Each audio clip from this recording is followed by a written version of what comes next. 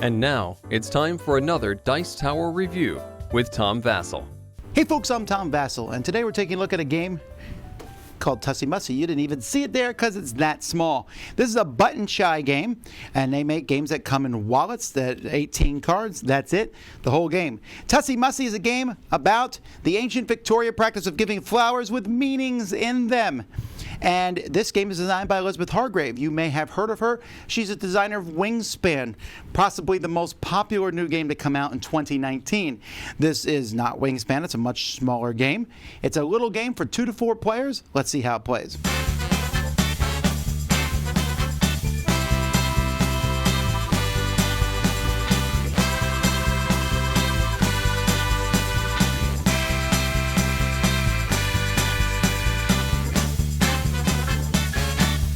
Tussie Mussie is made up of 18 cards.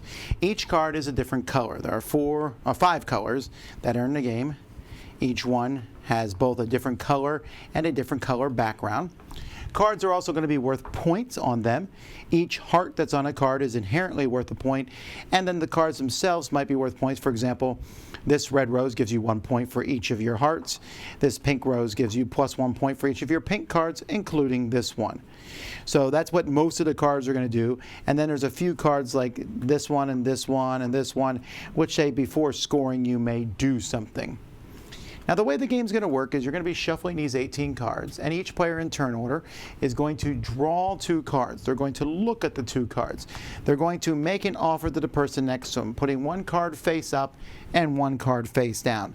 That person is going to choose one of the cards to put in front of themselves. They can take the face up or face down, and the other one goes to the person who's making the offer.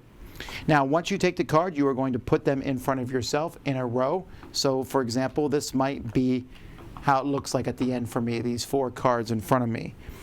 Any face-up card is considered to be part of your bouquet. Any face-down card is considered your keepsake. At the end of the game, you'll turn over all your cards, but you'll put your face-down ones down a little bit just so you can remember that they're part of your keepsake and the top one's part of your bouquet. And this matters because there are some cards that have to do, like this gardenia, for example, says 1 point for each of your keepsakes.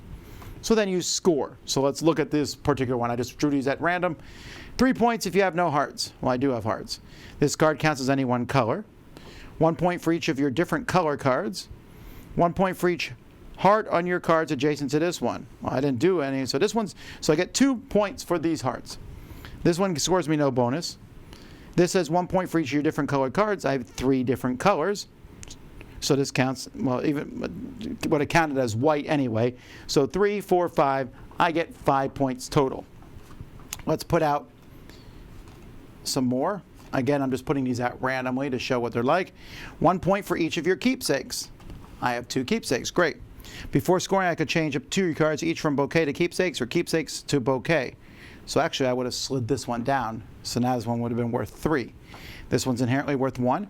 This one's 1 for each pink card, so it's only worth 1. And this is 1 for each of your hearts, so another 1. So 1, 2, 3, 4, 5, 6. 6 points total. That's it. Once you're done, you're going to take all the cards, shuffle them up, and you play again. After 3 rounds, whoever has the most points is the winner. The card quality in this game is really well done.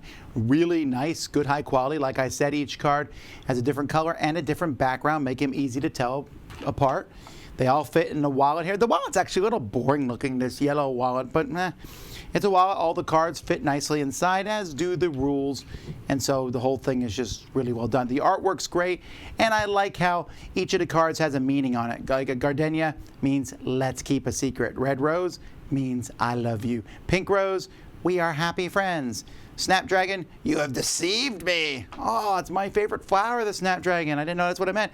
Daisy, I'm innocent. No, yes, no. Anyway, that was a nice little touch for the game. Very few components, but very good quality.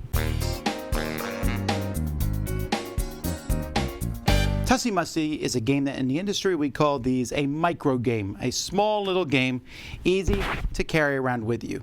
And that's a very positive thing, if the game is good, in which case it is good. The most popular of these games is Love Letter, which incidentally has pretty much a very similar theme to Tussie Mussie. The idea of flowers having meaning is certainly an older one. I know that when I was in college, I was told if I gave my girlfriend red roses, it meant I loved her. Pink roses were, I like you. Yellow roses were, let's be friends. And I was like, I better buy the right color. Come to find out, it didn't really matter that much. Apparently, any flower meant I loved you. But these all have these different meanings, and that's kind of a fun background theme here. And Tussie Mussie is actually a terminology for that. The game itself is just kind of a variation on the I'm giving you something. Do you want to accept it or not? Cockroach poker style. But in this one, they can see one of the cards and one face down.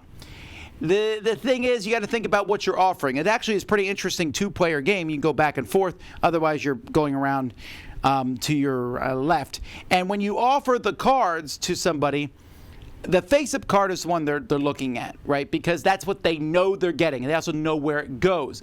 The face-down one's a little iffier unless they're trying to collect keepsakes. So I want to look at what cards they've already kept. So they might want red cards. I'm offering them a red card. Why? Because I want the face-down one. Or I'm offering them not a red card, hoping they pick the face-down one because I want the face-up one. So there's a bit of that in there. However, sometimes the best laid plans, I'll play the card and be like, that's the one you want, right? No, you want the other one? No. And I have yet to score the one that gives you 3 points for having no hearts. I try it almost every single game. I take it face up, I take it face down, and I'm like, all right, maybe this will be the game, and somehow I always get a heart at the end of the game. As you can see, you're not getting a lot of points. I think I did some calculations. I think on any given hand, I think the most points you can get is 11 or 12. It's probably maybe someone figured out a way to get more. But you're not going to get a lot, and it's after 3 rounds. But it's fast. The rules say 30 minutes, but I think it's even faster than that. It's 30 minutes, I guess, if you sit there and go, I don't know, what flower would I like? I like it. I don't know that it's as good as other similar games in this genre. Like, I might play Love Letter over this, perhaps. But I love the theme of this one a lot. I really like the flower theme. There's something about it that attracts me. I like the concept of offering 2 cards and you pick one. I found that the bouquet/keepsakes was slightly fiddly. You know, to remember the terminology of those. I don't know any way to fix it other than giving players mats, which would defeat the purpose of this being a micro game. But that's something you can get over pretty easily. I also like the fact that this works pretty well with 2 players as we offer each other flowers back and forth.